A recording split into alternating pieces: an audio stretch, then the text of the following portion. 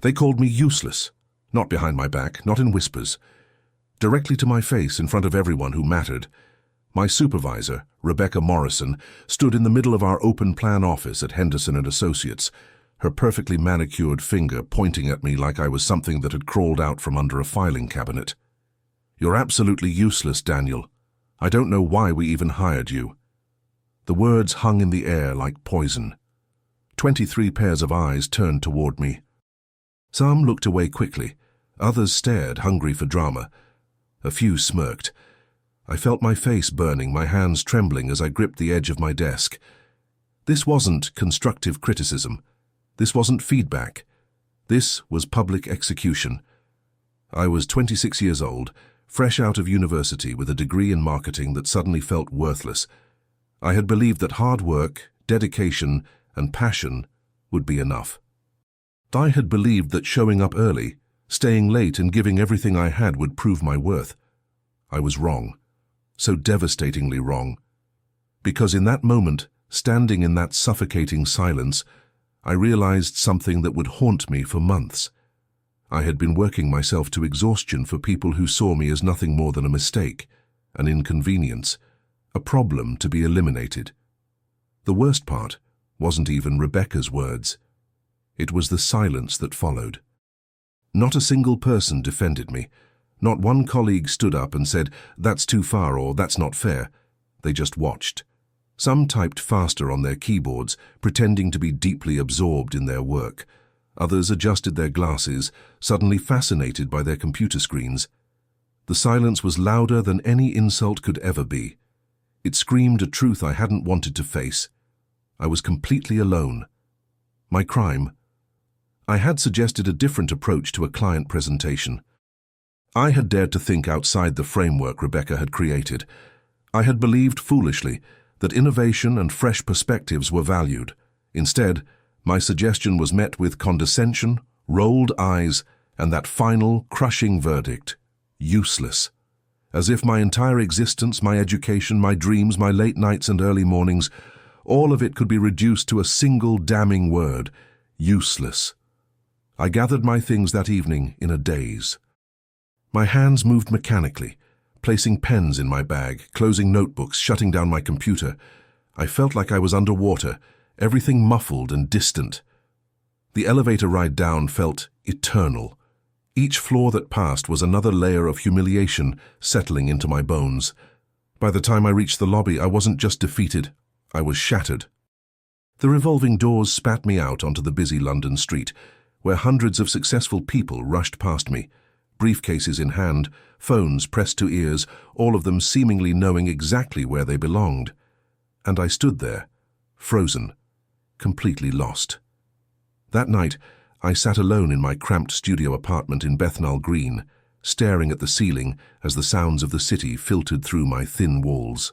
Laughter from the pub below, car horns, distant sirens. Life continuing as if mine hadn't just imploded.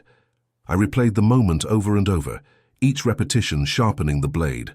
Rebecca's face, the pointing finger, the smirks, the silence. That crushing, validating silence that confirmed what I had always secretly feared about myself.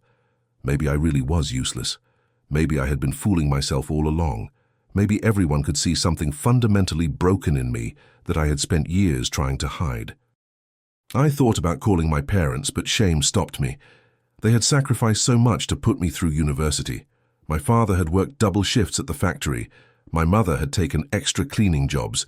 They had believed in me when I barely believed in myself. How could I tell them their investment had produced someone so worthless that their own supervisor publicly humiliated them? How could I admit that I had failed not just at a job, but at the basic human task of fitting in, of being valued, of mattering? Sleep didn't come that night. Instead, I scrolled through social media, watching everyone else's carefully curated success. Former classmates posting about promotions, friends celebrating engagements. Everyone moving forward while I was stuck in that moment of humiliation, replaying it endlessly like a broken record. The algorithm seemed cruel, showing me everything I wasn't, everything I had failed to become. By dawn, I felt hollow, not angry, Not sad, just empty. A shell of ambition with nothing inside.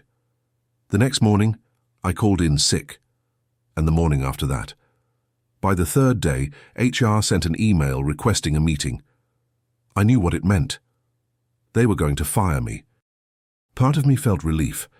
At least then I wouldn't have to face Rebecca again, wouldn't have to walk past those colleagues who had watched my humiliation in silence. But another part of me, a part I barely recognized, felt something else stirring. Something dark and dangerous, something that whispered, what if they're wrong? What if you prove them all wrong? But how? I had no plan. No secret talent waiting to emerge. No backup career or hidden passion.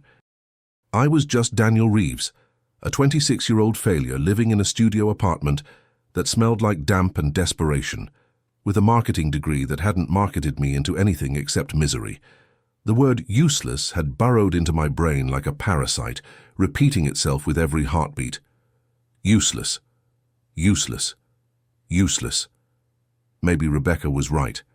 Maybe this was all I would ever be. The meeting with HR was scheduled for Thursday at 10 a.m.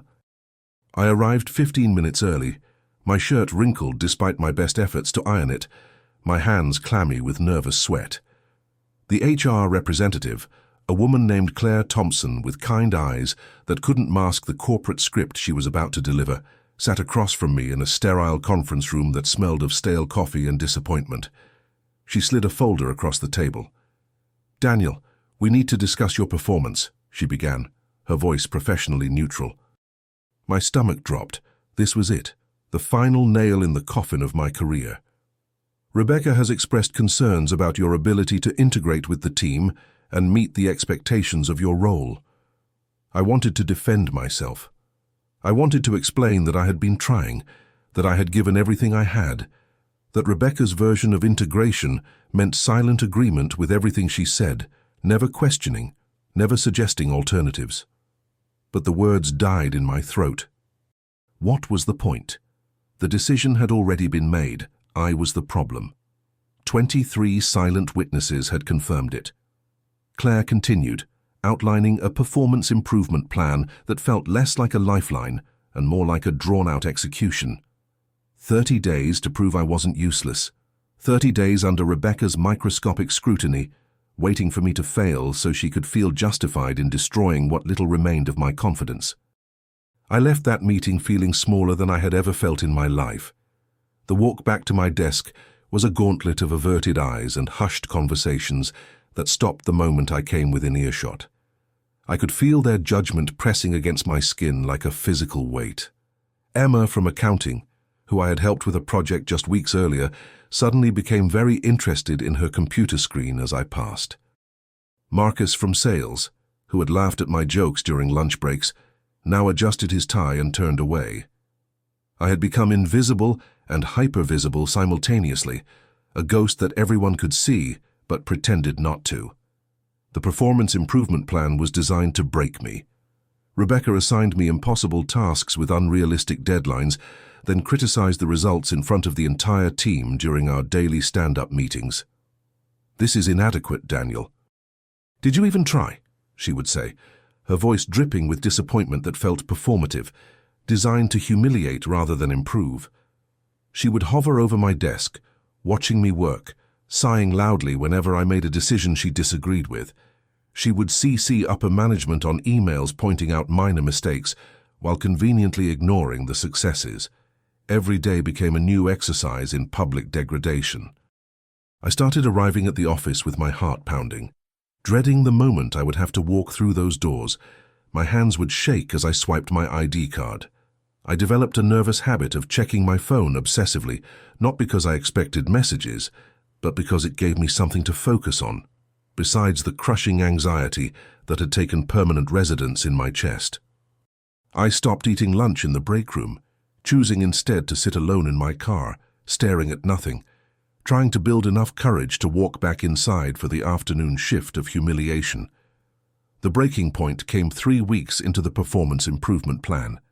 Rebecca had assigned me to create a social media campaign for a new client, a boutique hotel chain looking to target millennial travelers.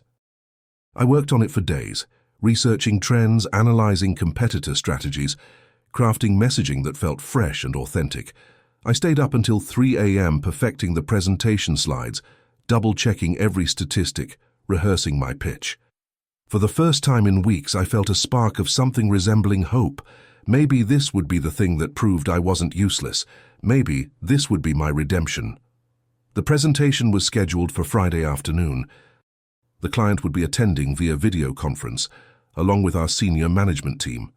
It was my chance to show everyone, Rebecca, my silent colleagues, the HR department preparing my termination paperwork, that I had value. That morning, I dressed carefully, choosing my best suit, the navy one my mother had bought me for graduation. I printed backup copies of the presentation. I rehearsed my opening lines in the bathroom mirror. I was ready. Or so I thought. At 1:45 p.m., 15 minutes before the presentation was scheduled to begin, Rebecca called me into her office. She sat behind her desk, her expression unreadable. "Daniel, I've reviewed your presentation," she began, and my stomach immediately tightened. "I don't think you're ready to present this to the client." The words hit me like a physical blow. "What?" "But I've been working on this for weeks. Everything is ready. She cut me off with a raised hand. "I've decided that James will present instead. He'll use your materials, of course, but with some significant revisions I've made. You can attend the meeting, but you'll be observing only." I stood there speechless, as the full weight of what was happening crushed down on me. She was stealing my work. She was taking the one opportunity I had to prove myself and handing it to James Matthews, the golden boy of the marketing department who had never spoken a word to me beyond polite pleasantries. She wasn't even pretending anymore. This wasn't about performance. This was about power. This was about reminding me, one final time, that I was nothing, that my ideas, my efforts, my sleepless nights meant absolutely nothing. "You're taking my work," I said quietly, my voice barely above a whisper. Rebecca's expression didn't change. "I'm making a strategic decision about client presentation. This isn't personal, Daniel. It's business." But we both knew that was a lie. Everything about this was personal. Every humiliation, every public criticism, every impossible task, all of it had been personal. I had become her project, her example, her proof that she could break someone completely and face no consequences. I attended that meeting in a fugue state, sitting in the back corner of the conference room while James delivered my presentation, stumbling over concepts he barely understood, reading from notes Rebecca had prepared. The client seemed confused by his explanations, asking clarifying questions that he couldn't answer. At one point, he looked back at me, silently pleading for help. I stared at him blankly, offering nothing. Let him fail. Let them all see what happens when you steal someone's work and replace substance with performance. But they didn't fail. Not really. Rebecca jumped in, smoothing over James's inadequacies with her polished corporate speak, spinning his confusion into collaborative brainstorming, turning his mistakes into opportunities for client input. By the end of the meeting, the client was nodding enthusiastically, praising the team effort and the innovative approach. I sat there watching my work succeed without me, watching Rebecca and James accept congratulations for ideas they hadn't created, strategies they hadn't developed. I had been erased, completely and utterly erased. That evening I didn't go home. I couldn't face the emptiness of my studio apartment, couldn't bear another night of staring at the ceiling replaying my failures. Instead, I walked. I walked through the London streets as the sun set, past restaurants filled with people laughing over dinner, past pubs spilling over with after-work crowds celebrating the end of another successful week. I walked until my feet ached, until the city lights blurred through tears I didn't realize I was crying. I walked until I found myself standing on Westminster Bridge, staring down at the dark Thames flowing beneath me, feeling like I was drowning in air. I thought about how easy it would be to just disappear, to let the current of failure carry me away completely. Who would even notice? My parents would be devastated, yes, but wouldn't they eventually be relieved to no longer have a useless son dragging down their legacy? My colleagues wouldn't miss me. They had already proven their indifference. Rebecca would find another target. The world would continue spinning without Daniel Reeves, the marketing graduate who couldn't market himself out of a paper bag, the boy who had been called useless and spent weeks proving that assessment correct. But something stopped me. It wasn't hope, I had none of that left. It wasn't anger that had been beaten out of me weeks ago. It was something smaller, quieter, more dangerous. It was a question that whispered through the numbness. What if she's wrong? Not about my performance at Henderson and Associates, not about my ability to fit into their toxic culture, but about me, about my fundamental worth as a human being. What if that word, useless, was Rebecca's truth, not mine? What if there was a version of my life where I wasn't drowning on a bridge, where I wasn't the target of someone's cruelty, where I mattered? I pulled out my phone with shaking hands and did something I hadn't done in weeks. I opened my notes app, where I had once kept a journal of ideas, observations, and dreams before Henderson and Associates had consumed my entire existence. The last entry was from 6 months ago, before I had started the job, when I was still full of naive optimism. "I'm going to change the world of marketing," it read. The words felt like they had been written by a different person in a different lifetime. But beneath the exhaustion and humiliation, beneath the layers of trauma Rebecca had methodically inflicted, that person was still there. Buried, suffocating, but alive. I started typing. Not a plan, not a strategy. Just a single sentence that felt like both a promise and a threat. "They will regret calling me useless." I stared at those words glowing on my screen, backlit against the darkness of the Thames behind me. They weren't hopeful. They weren't inspirational. They were raw, ugly, and defiant. And they were mine. For the first time in weeks, I felt something other than pain. I felt the first tiny spark of something I couldn't yet name. Something that felt like the edge of transformation, sharp and dangerous and absolutely necessary. I didn't go back to Henderson and Associates that Monday, or the Monday after that. I called in and told them I was resigning, effective immediately. No 2 weeks' notice, no professional courtesy, just a simple statement. "I'm done." Claire from HR sounded almost relieved, as if my quitting saved her the paperwork of firing me. Rebecca didn't even bother to call. The absence of her voice felt like the first breath of air after nearly drowning. But freedom from that office didn't mean freedom from the damage it had inflicted. The first 2 weeks after leaving were the darkest of my life. I barely left my apartment. I existed in a fog of shame and self-loathing, replaying every humiliation on an endless loop. My parents called repeatedly.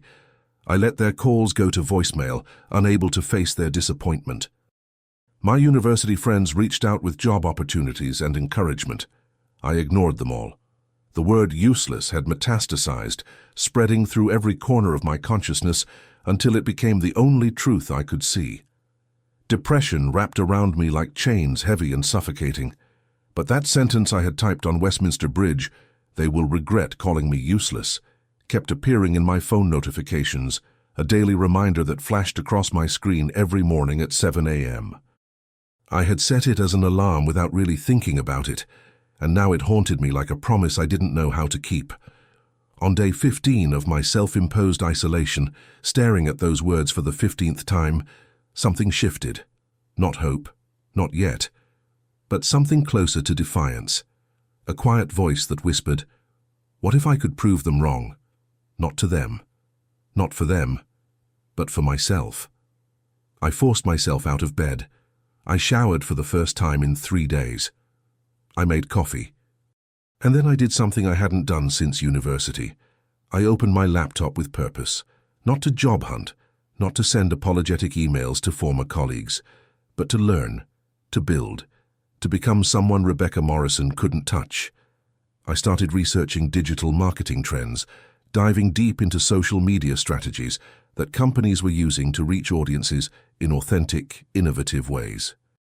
I discovered communities of freelance marketers who had built entire careers outside of toxic corporate structures.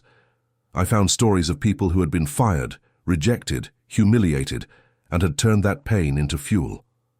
One story in particular stopped me cold. A woman named Sarah Chen had been fired from a major advertising agency for not being a culture fit, corporate speak, for not tolerating sexism and harassment. Instead of finding another agency job, she had started her own consultancy, focusing on ethical marketing strategies for small businesses. Within 2 years, she was earning 3 times her former salary and had been featured in Forbes. Her final line in the interview hit me like lightning. "The best revenge isn't anger. It's becoming so undeniably good at what you do that their opinions become irrelevant." I read that sentence 10 times, 20 times. I let it sink into the wounded places inside me. Let it challenge the narrative Rebecca had spent months writing about my worth. What if she was wrong? What if my failure at Henderson & Associates wasn't about my abilities but about a fundamental mismatch between who I was and what that environment demanded?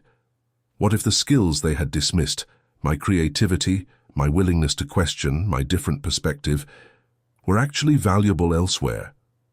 The questions felt dangerous, like hoping after you've learned hoping only leads to more pain. But I couldn't stop them. I made a decision that day that felt both terrifying and inevitable. I would build my own marketing consultancy, not because I had a grand vision or a trust fund to fall back on. I had neither. I would do it because I had nothing left to lose. The bottom had already claimed me. Anything I built from here would be mine, untouchable by people like Rebecca, unbreakable by corporate politics that valued conformity over creativity. I would learn everything I had been prevented from exploring at Henderson & Associates, and I would prove, to myself first and foremost, that useless was a lie. The next 3 months were a masterclass in transformation forged from desperation. I spent 16-hour days teaching myself advanced social media analytics, content strategy, brand positioning, and digital advertising platforms.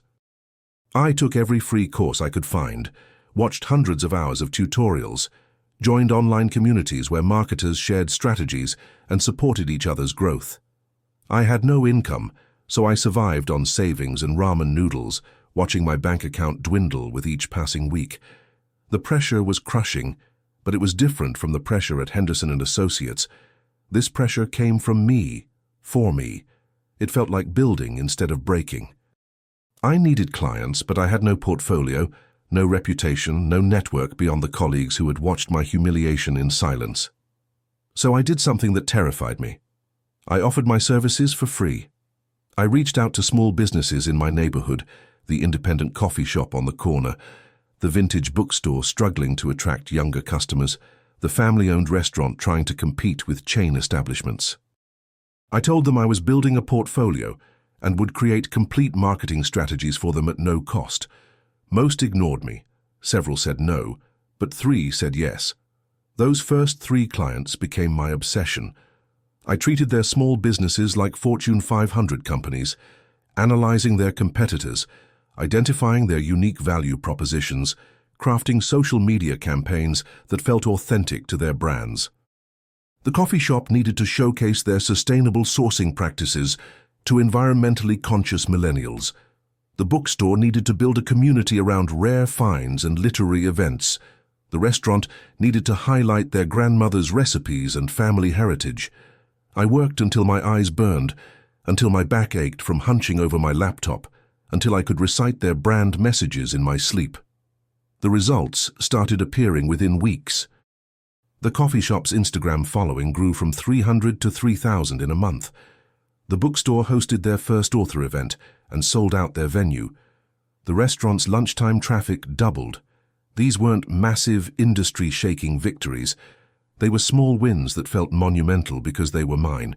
Each success was evidence that I wasn't useless, that my ideas had value, that Rebecca's assessment had been wrong.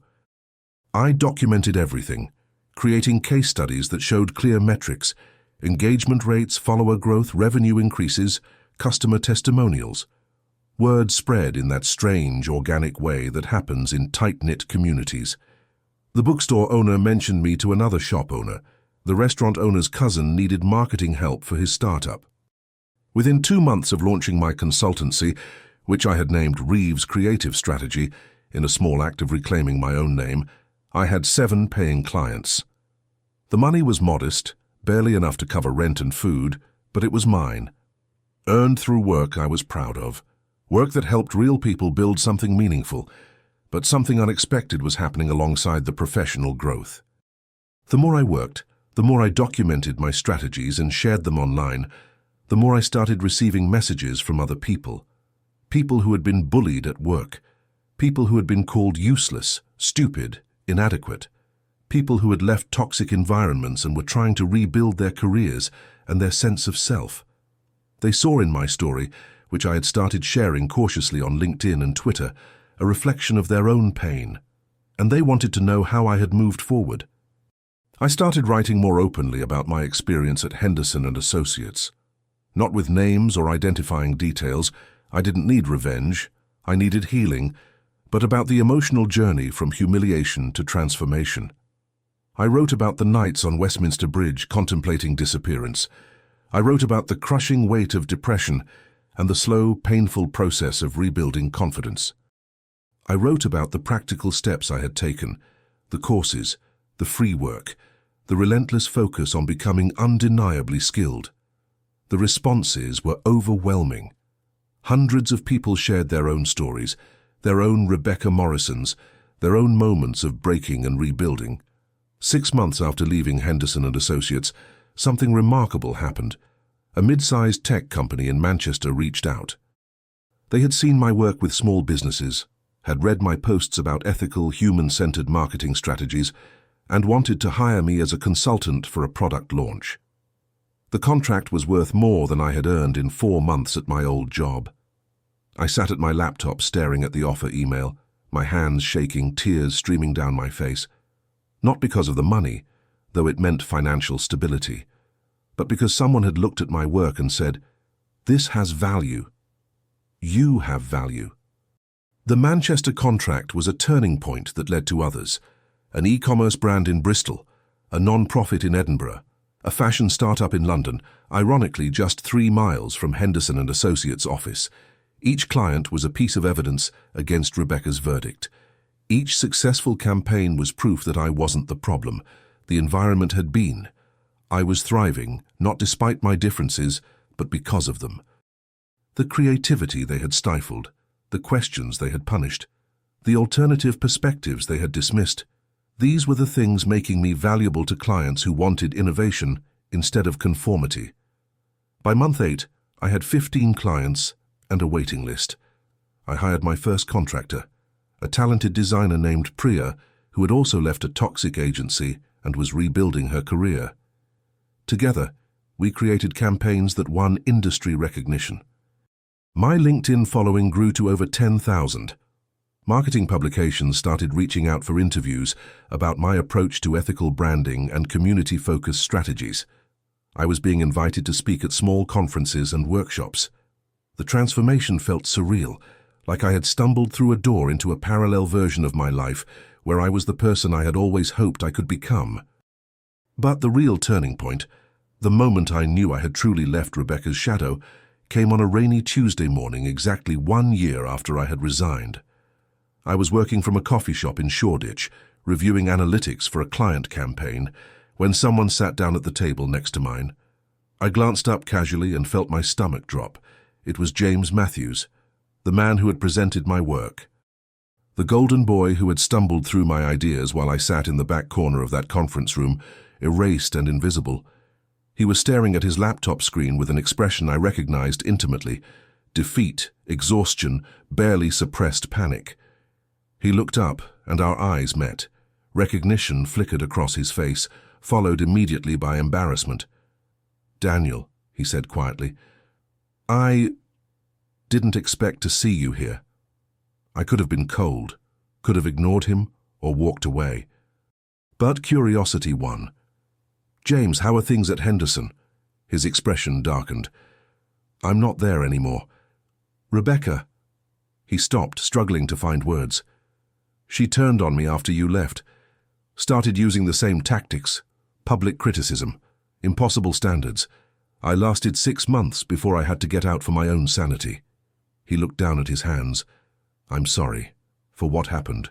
For presenting your work.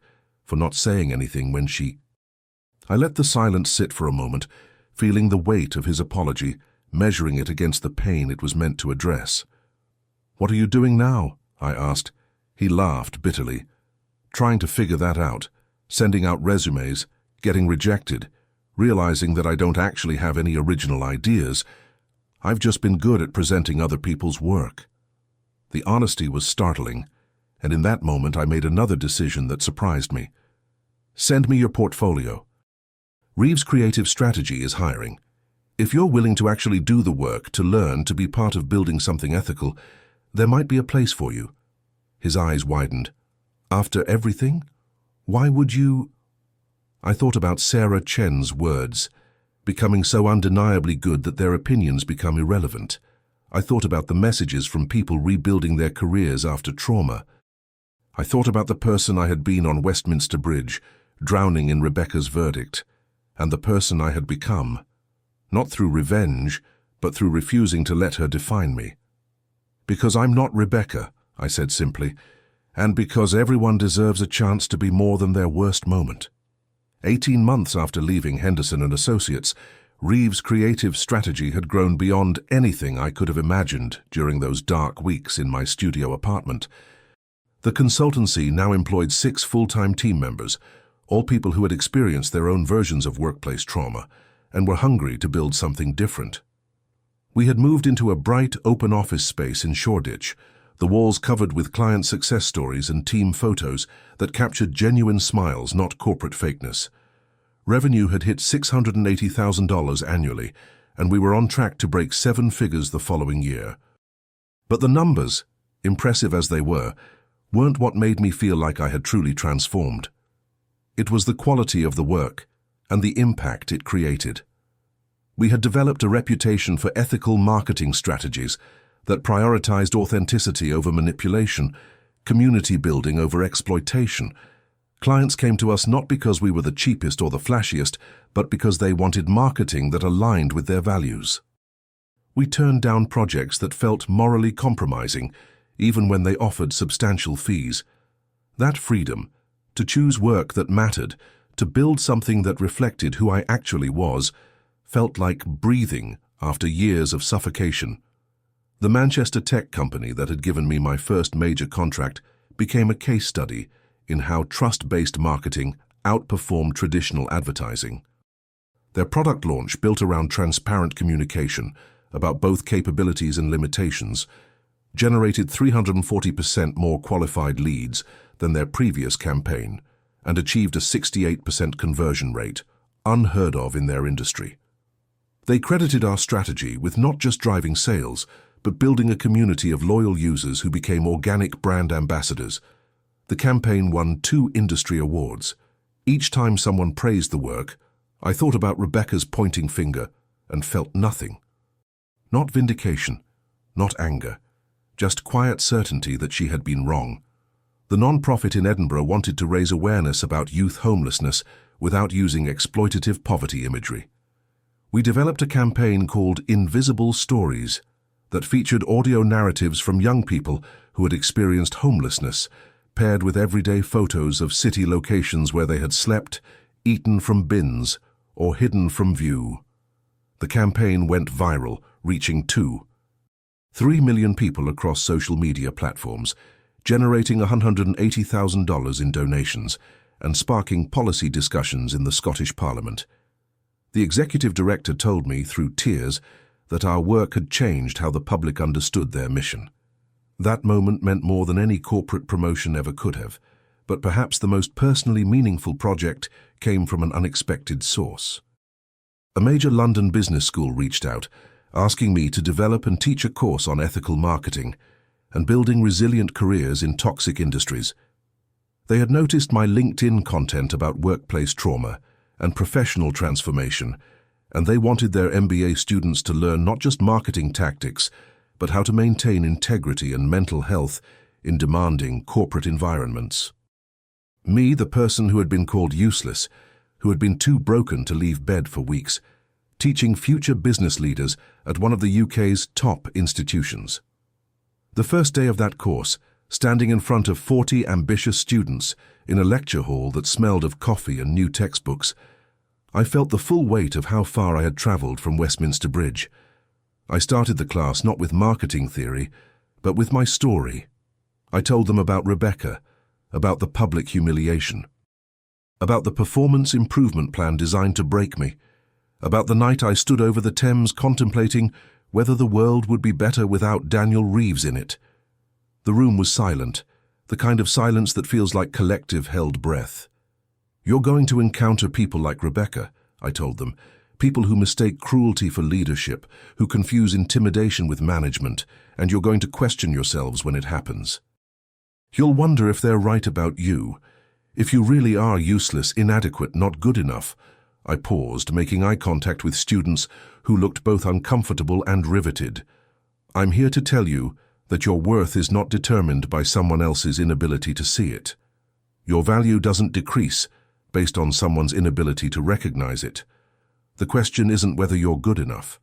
The question is whether you're willing to do the work to prove it to yourself, not to them." The course became one of the highest-rated offerings in the business school's MBA program. Students told me it changed how they thought about career success, about resilience, about the difference between failing at something and being a failure. Several reached out months later to share their own stories of leaving toxic environments and building careers that aligned with their values. One student, a woman named Amira who had been considering dropping out due to discrimination in her finance internship, started her own ethical investment consultancy. She credited that first lecture with giving her permission to choose herself over prestige. The media attention grew as well.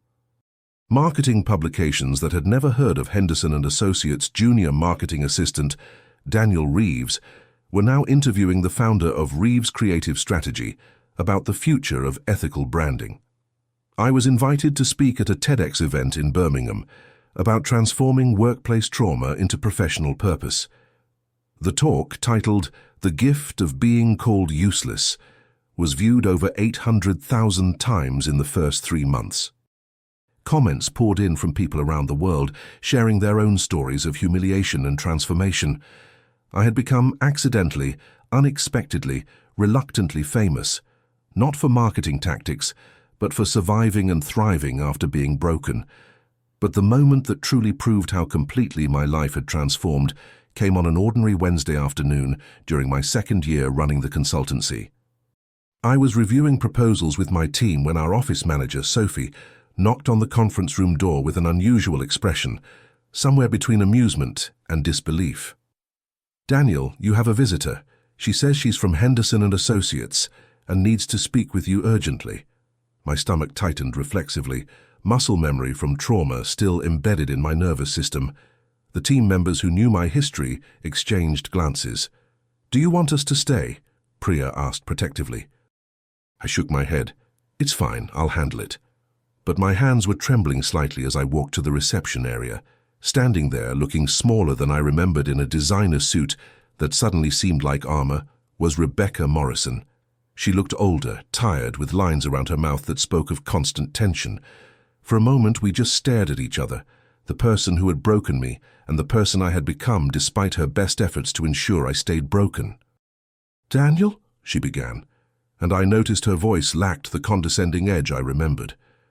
I need to speak with you about a business matter."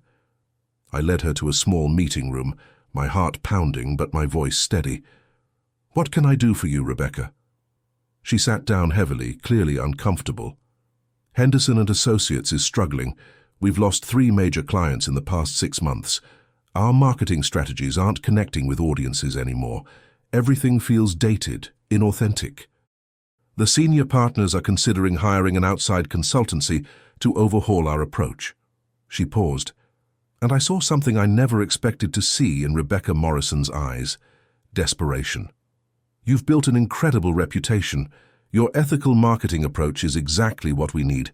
I'm here to ask if Reeves Creative Strategy would consider taking us on as a client." The request hung in the air between us like smoke. Rebecca Morrison, who had called me useless in front of 23 witnesses, who had designed a performance improvement plan to ensure my failure, who had stolen my work and erased my contributions, was now sitting in my office asking for my help. The irony was so perfect it felt almost fictional. I could see the exact moment she realized how the tables had turned. Color rose in her cheeks, and she looked down at her hands. "I know I don't deserve your consideration," she said quietly. "I know I treated you terribly. I was dealing with my own insecurities, and I took them out on you. It was wrong, inexcusable. I'm sorry." The apology felt both too small for the damage inflicted and surprisingly genuine.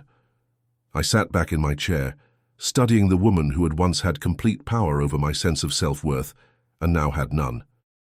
I thought about revenge, about how satisfying it would be to tell her exactly what I thought of her request, to turn her down with the same public humiliation she had once inflicted on me. But that wasn't who I had become. That wasn't the business I had built.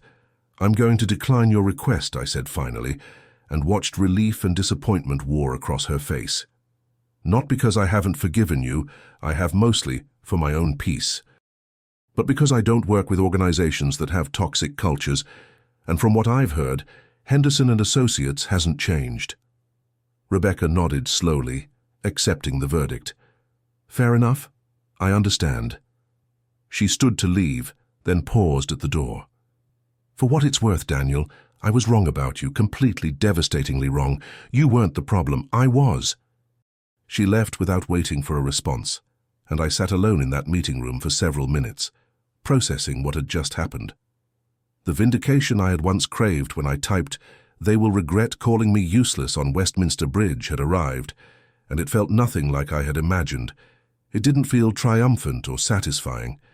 It just felt complete, like the final chapter of a story I no longer needed to keep writing. That evening, I gathered my team and told them what had happened. They erupted in a mixture of laughter, disbelief, and celebration. "Did you see her face when she walked out?" Sophie said. "She looked like she'd aged 10 years in 10 minutes. James, who had been working with us for 8 months and had proven himself to be genuinely talented and committed, was quieter. "That could have been me," he said, "sitting here asking for a favor from someone I helped humiliate. I'm grateful every day that you gave me a chance instead." I looked around at the team I had built, people who had all been dismissed, underestimated, or traumatized by corporate environments that valued compliance over creativity. "We all get chances to choose who we become after we've been broken," I said. "The proof isn't in avoiding the breaking. It's in what we build afterward."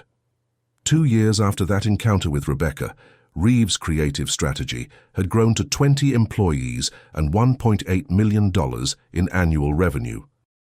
We had been featured in Fast Company's Most Innovative Marketing Agencies list. I had published a book about ethical marketing and career resilience that became a surprise bestseller. The business school course had expanded into a full curriculum on values-based leadership. And most importantly, we had helped over 100 companies build marketing strategies that treated audiences like human beings deserving of respect rather than targets to be manipulated. Every client's success felt like evidence that being called useless had been the catalyst for building something meaningful. The studio apartment in Bethnal Green, where I had spent nights staring at the ceiling in defeat, was long gone, replaced by a modest flat in Hackney that actually felt like home. But I kept one reminder from those dark days, a screenshot of that alarm notification. "They will regret calling me useless," printed and framed on my office wall. Not as a tribute to revenge, but as a reminder of the moment I chose transformation over surrender. Beneath it, I had added a new line in my own handwriting. "They were wrong." And I proved it to myself. 3 years after that moment on Westminster Bridge, when I typed, "They will regret calling me useless" into my phone, I found myself standing on that same bridge again. But this time, everything was different. The Thames flowed beneath me just as it had that night, indifferent to human suffering or triumph. But I wasn't the same person who had stood here contemplating disappearance. That Daniel Reeves, broken, defeated, convinced of his own worthlessness, felt like someone from a previous lifetime. A ghost I had left behind. I had returned to this spot intentionally, marking the anniversary of my transformation.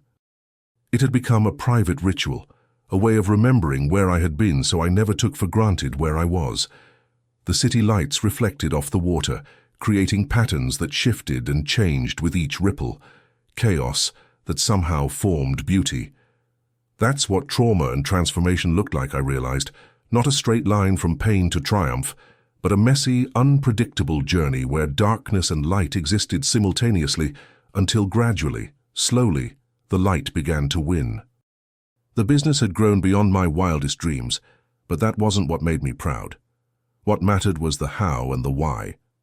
Reeves' creative strategy had become known not just for effective marketing, but for ethical practices that refused to manipulate audiences or exploit vulnerabilities. We had proven that compassion and profitability weren't opposites, that businesses could succeed by treating people with dignity, by building trust instead of engineering addiction, by creating value instead of extracting it. Every client contract, every team member hired, every campaign launched, was evidence that Rebecca's assessment had been catastrophically wrong. But more importantly, we had created something that went beyond business metrics. The team I had built, people who had all experienced their own versions of workplace trauma, had formed a community of resilience. We celebrated not just professional wins, but personal milestones, therapy breakthroughs, setting boundaries with toxic family members, learning to trust again after betrayal. Our office had become a space where vulnerability wasn't weakness, where asking for help was encouraged, where your worth wasn't determined by your productivity on bad mental health days. We had built the opposite of Henderson and Associates, and it was thriving. The messages continued to arrive daily, hundreds of them from people around the world who had read my story, watched the TEDx talk, or taken my business school course. People who had been called useless, stupid, inadequate, not good enough, people who had been publicly humiliated, systematically undermined, or quietly erased by people who mistook cruelty for strength. They shared their stories with raw honesty, and asked the same question over and over: how did you do it? How did you transform that pain into purpose? The answer wasn't simple or satisfying. There was no 5-step program, no secret formula, no guaranteed path from humiliation to success. What worked for me might not work for someone else. But there were truths I had learned that felt universal, lessons carved into my bones through months of suffering and rebuilding. The first was this: you have to separate who you are from what someone else said about you. Rebecca's verdict, useless, was her opinion, not objective reality. It said more about her leadership failures than my capabilities.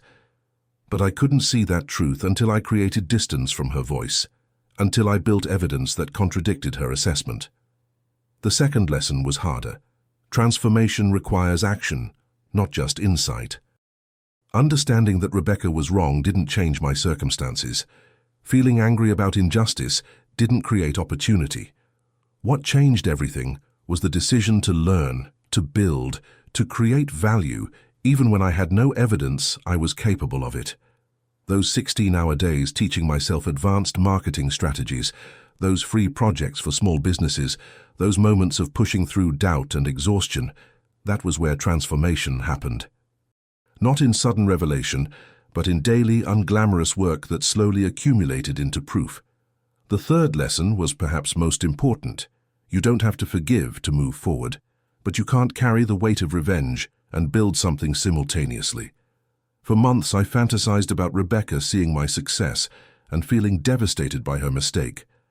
I imagined confronting her, listing every humiliation, making her feel the pain she had inflicted. But when the opportunity came, when she sat in my office asking for help, the victory felt hollow. Revenge would have been satisfying for a moment and corrosive forever.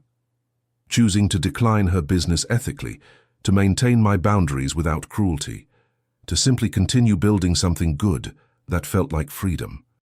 Standing on Westminster Bridge that anniversary evening, I thought about all the people who were where I had been 3 years ago, broken, doubting themselves, wondering if the person who called them worthless might be right. I thought about the person reading this story who is currently sitting in a toxic workplace, enduring systematic humiliation, contemplating whether it's worth continuing. I wanted to reach through time and space and tell them what I wish someone had told me. This is not the end of your story. This is the chapter where everything changes, where you discover you're capable of more than your critics could imagine. You are not useless, you are not inadequate. You are not defined by someone else's inability to recognize your value. You are in the wrong environment, surrounded by the wrong people, being measured by standards that don't capture what you're capable of becoming. The person who is humiliating you, undermining you, systematically destroying your confidence, they are not seeing clearly. They are projecting their own failures onto you because it's easier than examining their own inadequacies. Their verdict is not your truth. But here's the part that's harder to hear. Understanding that intellectually won't be enough. You have to take action. You have to leave the toxic environment, even though it's terrifying. You have to build skills, create value, develop expertise, even when you have no confidence it will work. You have to show up for yourself every day, especially the days when you don't believe in yourself, because that's where transformation happens. Not in the moments of inspiration, but in the thousand small choices to keep building when everything inside you is screaming to give up. And you have to remember this. Success isn't just about proving someone wrong. It's about proving yourself right, about the quiet beliefs you hold about who you could become if given the chance. My success wasn't really about showing Rebecca she was wrong, though that happened. It was about proving to Daniel Reeves that he was capable, valuable, and worthy of building a life that aligned with his values. That was the transformation that mattered. That was the victory that lasted. I pulled out my phone and opened the Notes app, just as I had 3 years ago in this exact spot. Back then I had typed, "They will regret calling me useless." Tonight I typed something different. I was never useless. I was just waiting for permission to prove it to myself. Permission I didn't need from anyone except me. I posted it to LinkedIn with the caption, "3 years ago I stood on this bridge contemplating whether the world needed Daniel Reeves. Today, I'm grateful I stayed to find out." If you're in that dark moment right now, stay. You have no idea what you're capable of becoming. The post went viral. Within hours, it had thousands of shares and hundreds of comments from people sharing their own Westminster Bridge moments, the times they almost gave up, the moments they chose to stay and build despite having no evidence it would work. People tagged friends who needed to hear the message, therapists shared it with clients, business leaders sent it to team members. The story had become bigger than my personal experience.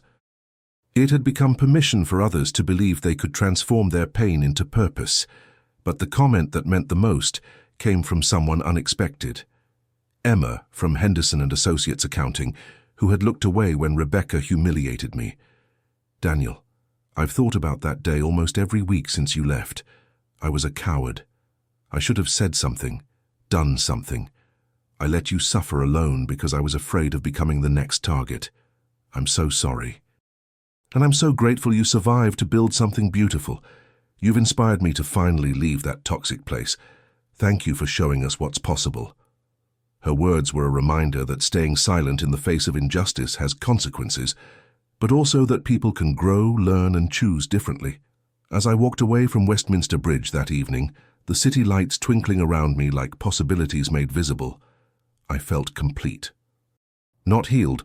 Trauma doesn't work that way, and I still had hard days when imposter syndrome whispered that I was one mistake away from being exposed as the useless person Rebecca claimed I was. But I had built enough evidence to talk back to that voice, to remind it of clients helped, team members supported, campaigns that succeeded, lives that had been changed because I chose to stay and build instead of disappear.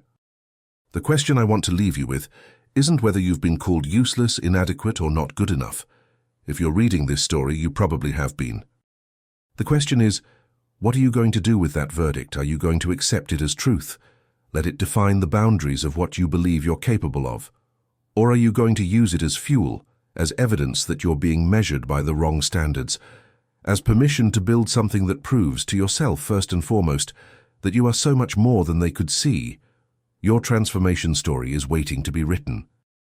It starts not with confidence or clarity, but with a single choice: to stay, to build, to show up for yourself even when it feels impossible.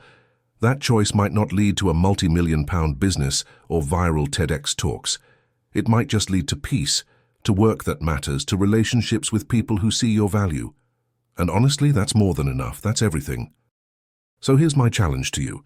If you've been called useless, if you're currently in a toxic environment that's destroying your confidence, If you're standing on your own version of Westminster Bridge, wondering if it's worth continuing, choose to stay, choose to build, choose to prove them wrong by becoming so undeniably good at what you do that their opinions become irrelevant. Not for revenge, not to show them, but to show yourself what was true all along. You were never useless. You were just waiting for the right environment to prove it. And if you've witnessed someone being humiliated, undermined, or systematically destroyed by workplace cruelty, speak up. Don't be the silent witness who regrets their cowardice years later. Your voice might be the only thing standing between someone and their Westminster Bridge moment. Your courage to say this isn't okay might be the evidence someone needs that they're not crazy, not useless, not deserving of that treatment. Be the person you needed when you were suffering. The world doesn't need more Rebecca Morrisons, people who mistake cruelty for strength, who build their authority on the destruction of others' confidence. The world needs more people who have been broken and rebuilt themselves with compassion, who transform their pain into purpose, who create environments where everyone's value is recognized. If that's you, if you're the person rebuilding after trauma, learning to believe in yourself again, slowly accumulating evidence that you're capable, keep going. Your transformation story matters, not just to you, but to everyone watching, wondering if it's possible for them too. 3 years ago, Rebecca Morrison called me useless in front of 23 witnesses, and not one person defended me. Today I employ 20 people in a thriving consultancy built on ethical practices and mutual respect. The difference between those two moments isn't luck or talent or some secret advantage. It's simply this. I chose to believe that her verdict wasn't my truth, and I chose to prove it to myself every single day until the evidence became undeniable. You can do the same, not because you're special or because you have some advantage others don't, but because you're human, and humans are capable of extraordinary transformation when we refuse to let others define our worth. So refuse, build, prove it to yourself, and then turn around and help the next person who's standing where you once stood, wondering if they're really useless or just surrounded by people who can't see clearly. That's how we change the world. One transformation story at a time, one choice to stay and build instead of disappear, one person refusing to accept someone else's verdict as truth. Your story is waiting. Start writing it today. Now it's your turn. Have you ever been called useless, inadequate, or not good enough by someone who should have supported you? Have you witnessed someone being publicly humiliated in a workplace or other environment? Share your story in the comments below, whether it's about your own transformation, someone you know who proved their critics wrong, or the moment you chose to speak up instead of staying silent. Your story might be exactly what someone else needs to hear today, to choose staying over disappearing, to choose building over breaking. Let's build a community of people who transform pain into purpose, who refuse to let others define our worth. Share this video if you know someone who needs to hear this message. And remember, you were never useless. You were just waiting for permission to prove it, permission you don't need from anyone except yourself.